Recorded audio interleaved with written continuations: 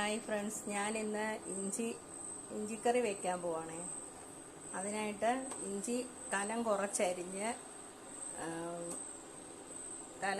ഇഞ്ചി കഴുകി കനം കുറച്ചരിഞ്ഞ് നന്നായിട്ട് വെളിച്ചെണ്ണയിൽ വറുത്ത് കോരി ഇഞ്ചിക്കറി വയ്ക്കുകയാണ്. അതിനായിട്ട് 1 കിലോ ഇഞ്ചി വാങ്ങിച്ച് നന്നായിട്ട് കഴുകി ഇതിനായിട്ട് ഇഞ്ചി വയ്ക്കാനായിട്ട് കനം കുറച്ച് വട്ടത്തിലരിഞ്ഞ് വെളിച്ചെണ്ണയിൽ വറുത്തെടുത്ത് ശർക്കര എടുക്കുകയാണ്. അതിലേക്ക് ചേർക്കാനായിട്ട് പച്ചമുളക്, കറിവേപ്പില, ശർക്കര, പുളി, മഞ്ഞൾപ്പൊടി, ഉലുവ, കായം, മുളക് പൊടി, വെളിച്ചെണ്ണയും വേണം.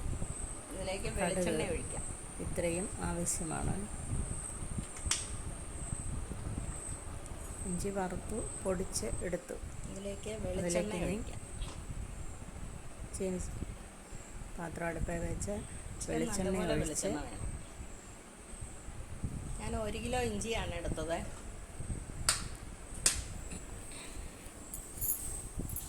ഇതിലേക്ക് 1 സ്പൂൺ ഉലുവ. ആദ്യം ഉലുവ ഇടാം. ഇതിലേക്ക് ഉലുവ ഒന്ന് മൂത്ത് വരുമ്പോൾ കടുക് ഇടാം. കടുക് നന്നായിട്ട് പൊട്ടി വരുമ്പോഴത്തേക്കും 2 ടേബിൾ സ്പൂൺ കടുക്,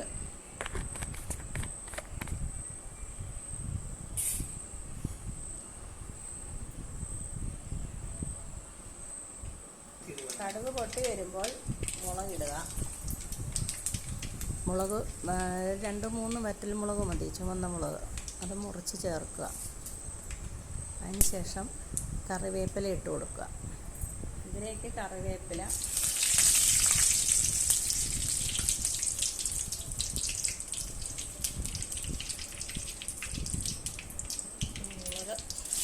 അതിലേക്ക് പച്ചമുളക് ഒന്ന് പച്ചമണം മാറുന്ന വരെ ഒന്ന് ചെറുതായിട്ട് മൂപ്പിക്കണം.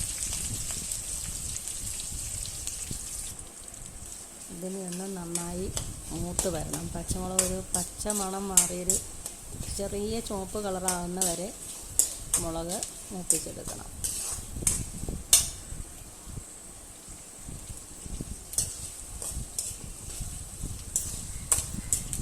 ഇതിലെ പച്ച നിറം ഒന്ന് മാറുന്നത് വരെ ഇളക്കി കൊടുക്കണം.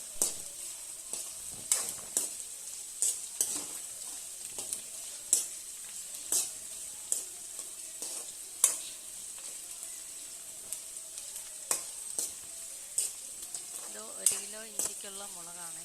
ഒരു 10 മുളകോളം ഉണ്ട്. 10 പച്ചമുളകോളം ഉണ്ട്. ഒരു ചുവപ്പ് കളറായി. പച്ച നിറം മാറി. ഇനിയിപ്പോൾ ഇതിലേക്ക്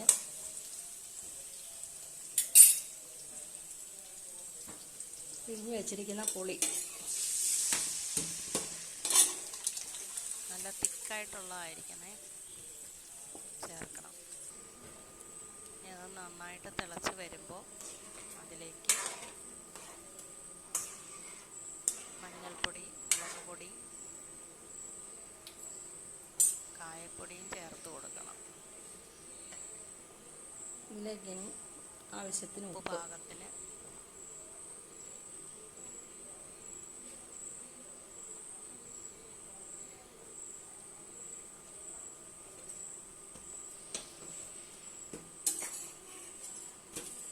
മുളക് പൊടി 1/2 ടീസ്പൂൺ മുളക് പൊടി, 1/2 ടീസ്പൂൺ മുളക് പൊടി. ഇഞ്ചിക്കും എരിവുണ്ട്, പച്ചമുളകിന് എരിവുണ്ട്. അപ്പം ഇച്ചിരി കളറ് വരാൻ വേണ്ടിയിട്ട് നമ്മൾ ഇത് കാശ്മീരി മുളക് പൊടിയാണ്. 1/2 ടീസ്പൂൺ മഞ്ഞൾപ്പൊടി.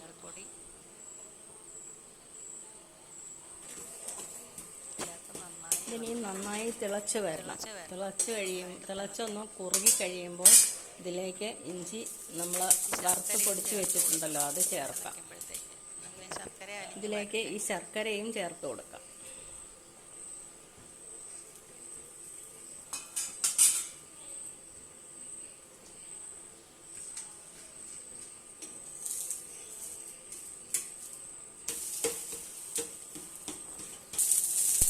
ഇതൊന്ന് നന്നായി കുറുകി വരണം. തിളച്ച് നന്നായി ഒന്ന് കുറുകി വരുമ്പോഴത്തേക്കും നമുക്ക് ഇഞ്ചി ചേർക്കാം. പ്രത്യേകം വെള്ളം ഒഴിച്ച് തിളപ്പിച്ച് എടുക്കുന്നത് നല്ലതാണ്.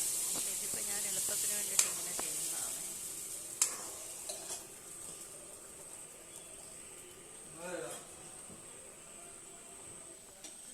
ഇഞ്ചി ചെറുതായിട്ട് നന്നായി തിളച്ചു. പുളി ഇനി ഇതിലേക്ക് പുളിവെള്ളം ചെറുതായിട്ടൊന്ന് കുറഞ്ഞു വറുത്ത് വന്നു. പൊടിച്ച് വെച്ചിരിക്കുന്ന ഇഞ്ചി ഇനി ഇതിലേക്ക് ഇഞ്ചി പൊടിച്ച് വെച്ചിരിക്കുന്നത് ചേർക്കാം. വറുത്ത് പൊടിച്ച് വെച്ചിരിക്കുന്ന ഇഞ്ചി ചേർക്കാം.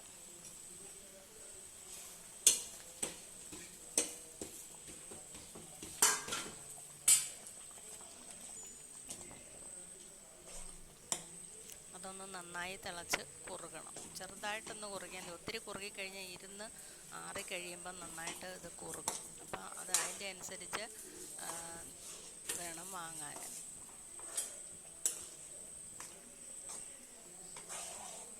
മധുരം കൂടുതൽ വേണ്ടവർക്ക് ശർക്കര കുറച്ചുകൂടി ചേർക്കാം.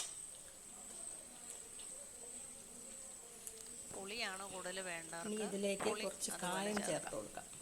ഇതിലേക്ക് എനിക്ക് കുറച്ച് കായം ചേർത്ത് കൊടുക്കാവേ. കായപ്പൊടി പാകത്തിന്.